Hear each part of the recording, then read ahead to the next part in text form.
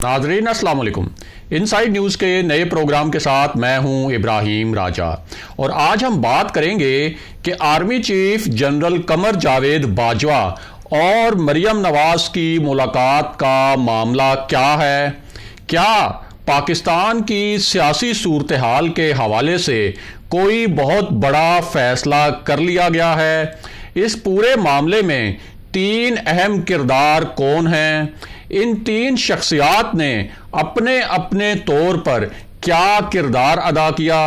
मियां नवाज शरीफ अपने सख्त गिर मौक़िफ़ से कुछ पीछे क्यों हटे हैं। वज़ीर आज़म इमरान खान इस पूरे मामले को कैसे देख रहे हैं। क्या कोई बहुत बड़ा सियासी तूफान आने वाला है या कुछ ख़ास नुकात पर मज़ाकरात होने वाले हैं और मौलाना फजलुर रहमान इस पूरी सूरत हाल में कहाँ खड़े हैं। अगर आप इन खबरों की तफसील जानना चाहते हैं और आने वाले दिनों में भी अहम मामलात से आगाह रहना चाहते हैं तो हमारे चैनल को सब्सक्राइब कीजिए।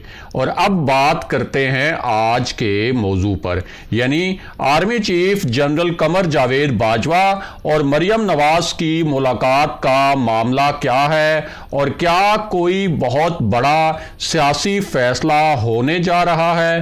आपको इस इशू के मुतल्लिक कुछ अहम हकायक, चंद अहम खबरें और उनकी दिलचस्प तफसीलात बताते हैं ताकि आप इस पूरे मामले को अच्छी तरह और आसानी से समझ सकें। तो सबसे पहले आपको बताएं कि मियां नवाज शरीफ ने एक अहम फैसला किया है। ये फैसला दो अहम राब्तों के बाद किया गया। इन राब्तों में मियां नवाज शरीफ के सामने कुछ तजावीज़ रखी गई थी। मियां नवाज शरीफ पहले इन तजावीज़ से मुत्तफिक नहीं थे, लेकिन बाद में कुछ यकीन दहानियों पर वो इन तजावीज़ के मुतल्लिक मुत्तफिक हो गए। इन तजावीज़ पर मुत्तफिक होने से पहले मियां नवाज शरीफ ने कुछ और प्लान बना रखा था, लेकिन इन तजावीज़ के बाद उन्होंने अपने प्लान में कुछ तब्दीली की है। इसके बाद मियां नवाज शरीफ ने अपने करीबी हलकों से मशावरत की। इस मशावरत में भी कुछ तहफ़्फ़ुज़ात ज़ाहिर किए गए और तीन अहम नुकात भी उठाए गए, लेकिन इन तहफ़्फ़ुज़ात और नुकात के बावजूद इन तजावीज़ पर मस्बत रद्द अमल देने का फ़ैसला किया गया। इस मशावरत के बाद मियां नवाज शरीफ ने अपना जवाबी पैगाम पहुंचा दिया। मियां नवाज शरीफ के सामने क्या तजावीज़ रखी गई थी और उन्होंने क्या जवाबी पैगाम भेजा, इसकी तफसील भी आपको बताएंगे।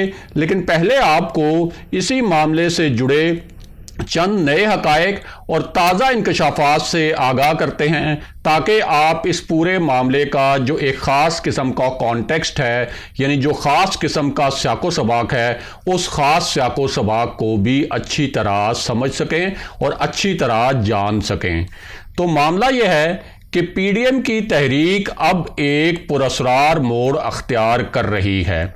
ये मोड़ बज़ाहिर इसलिए अख्तियार किया गया कि पीडीएम के प्लान ए और प्लान बी दोनों मुकम्मल तौर पर फेल हो चुके हैं।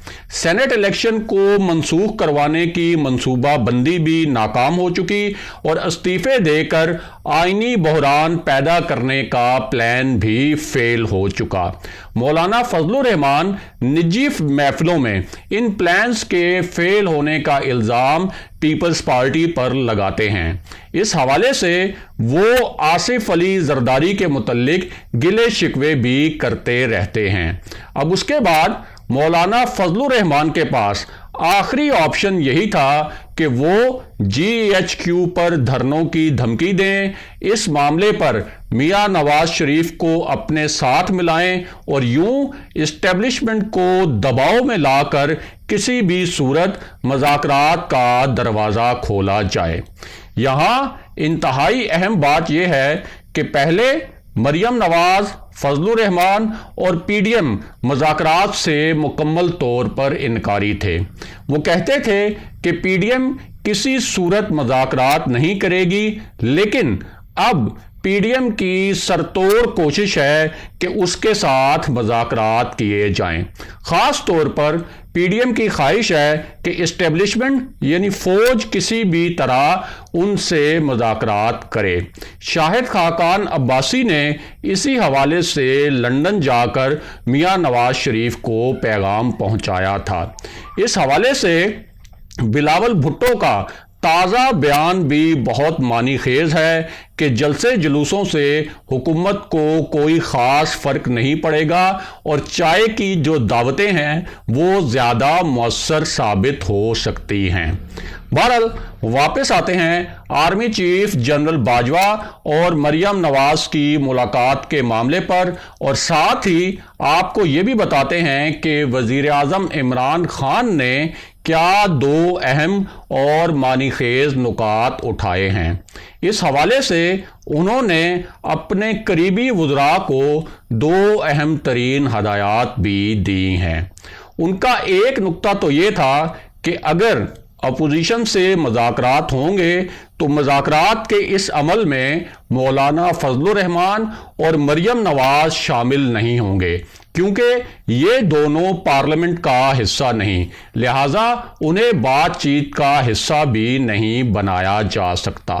ان کا دوسرا نکتہ یہ تھا کہ اگر اپوزیشن سمجھتی ہے کہ الیکشن میں دھاندلی ہوئی تو اس کی تحقیقات کے لیے الیکشن کمیشن یا دیگر فورمز کے حوالے سے بات کی جا سکتی ہے۔ ان کا تیسرا نکتہ یہ تھا کہ ان مذاکرات میں این آر او کے حوالے سے یا اپوزیشن کو ان کے جو مقدمات ہیں ان میں ریلیف دینے کے حوالے سے کسی قسم کی کوئی بات چیت یا کسی قسم کے مذاکرات نہیں ہوں گے۔ اور اب بات کرتے ہیں مریم نواز اور army chief general Qamar Javed Bajwa کی ملاقات کا معاملہ کیا ہے۔ تو آپ کو آگاہ کریں کہ اس معاملے کا پس منظر سمجھنے کے لیے ایک واقعے کے متعلق جاننا بہت ضروری ہے۔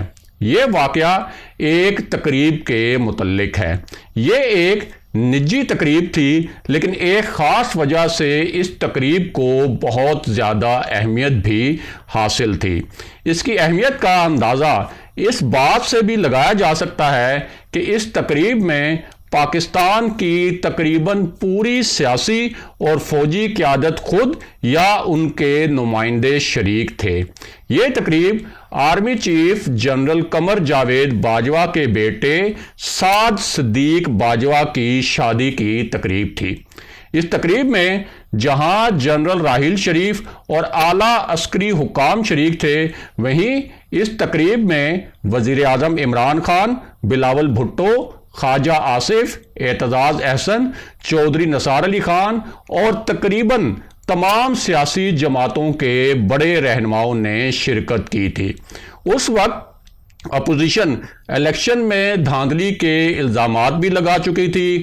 اس حوالے سے اسٹیبلشمنٹ پر انگلیاں بھی اٹھائی گئی تھیں۔ میاں نواز شریف نااہل اور سزا یافتہ بھی ہو چکے تھے، لیکن اس کے باوجود یہ جو ایک تلخی کا ماحول تھا سیاست کے اندر، اس کے باوجود جنرل باجوہ نے ان تمام سیاسی رہنماؤں کو مدعو کیا تھا اور وہ خود بھی اس تقریب میں ان رہنماؤں کا استقبال کرتے رہے۔ اب بلاول بھٹو نے اپنی ہمشیرہ بختیار بھٹو کی شادی میں شرکت کے لیے army chief general Qamar Javed Bajwa کو دعوت دی ہے۔ اس سے پہلے جنرل قمر جاوید باجوہ اسد عمر کے بیٹے کے جو ولیمے کی تقریب تھی اس میں شرکت کر چکے ہیں۔ پیپلز پارٹی کے ذرائع امید ظاہر کر رہے ہیں کہ جنرل باجوہ اس تقریب میں بھی شریک ہوں گے۔ اب بختیار بھٹو کی شادی کی جو تقریب ہے اس میں جہاں دیگر سیاسی قیادت شریک ہوگی، وہیں اس تقریب میں مریم نواز بھی شریک ہوں گی۔ اس تقریب کے دوران مریم نواز اور جنرل باجوہ کی الیک سلیک بھی ہو سکتی ہے، اور صرف اس بنیاد پر کچھ حلقے یہ دعوے کر رہے ہیں کہ کہ جنرل باجوہ کی مریم نواز سے کوئی خاص اور کوئی سیاسی نوعیت کی ملاقات ہونے والی ہے، لیکن یہ جو دعوے کیے جا رہے ہیں ان دعووں میں کسی قسم کی کوئی حقیقت نہیں۔ دوسری جانب آصف علی زرداری نے میاں نواز شریف سے رابطہ کر کے وزیر اعظم عمران خان کے خلاف تحریک عدم اعتماد کی تجویز بھجوائی تھی۔ میاں نواز شریف نے اپنے تحفظات کے باوجود انہیں اس حوالے سے ایک مثبت پیغام پہنچا دیا ہے۔ اگلے پروگرام تک کے لیے خدا حافظ۔